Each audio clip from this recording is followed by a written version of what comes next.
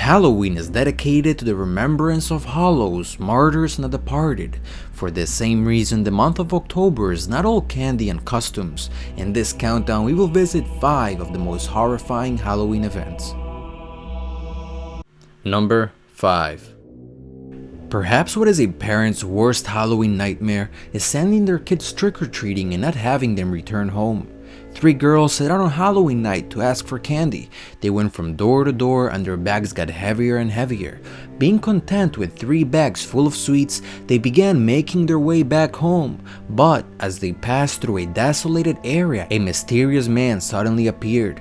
The girls were not able to react on time. The man threatened them with a pistol and repeatedly sexually assaulted them. As the assailant was distracted with 2 of the women, the 3rd one managed to call her parents, which immediately scared the man away. He was not caught until 2 years later in connection with dozens of sexual assaults. His name was Aaron Thomas. He is currently serving life in prison. Number 4.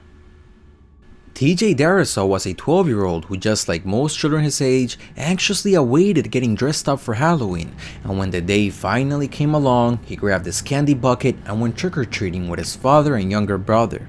The family went knocking from door to door. The candy was coming in, but sadly for the family, fate had planned a very dark turn of events when they knocked on the door of convicted drug dealer Quentin Patrick. He was a highly paranoid man, and as soon as he heard the knock, Patrick grabbed his fully automatic AK-47 and fired at least 29 bullets through his front door.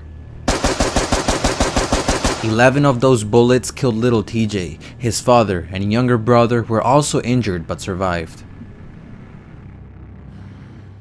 Number 3. In October of 2012, a family in Pennsylvania was holding a Halloween party. As the majority of attendants celebrated outdoors in a bonfire, the house owner, Janet Grand, noticed what she believed to be a skunk moving in the nearby hillside, so she called her son to bring a shotgun and shoot the pest. The man, Thomas Grant, retrieved the shotgun from his bedroom, loaded it, took aim, and fired. But to the shock of all of the attendants, the shot was followed by a little girl's painful cries. The 9-year-old was dressed up as a skunk for Halloween, and the family confused her for the wild animal. She suffered from gunshot wounds to her shoulder and abdomen, but thankfully later recovered. As far as the adults responsible for the horrifying mistake, they were acquitted of all charges. Number 2. Timothy OBryan was an exemplary kid. He was polite, had excellent grades, and even enjoyed helping his mother with the chores in the house. But his father was an evil individual. In the Halloween night of 1974, Timothy, dressed up in his costume, began having a seizure in the middle of the street. Paramedics arrived quickly, but sadly the boy died.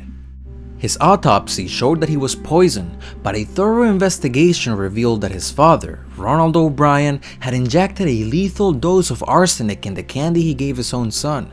The reason was to cash out on $20,000 of life insurance. The man, to hide his tracks, even poisoned other candies in hopes that the deaths of other kids would confuse the police. But luckily, nothing happened. The only fatal victim was Timothy. 10 years later, Ronald OBryan was executed. Number 1.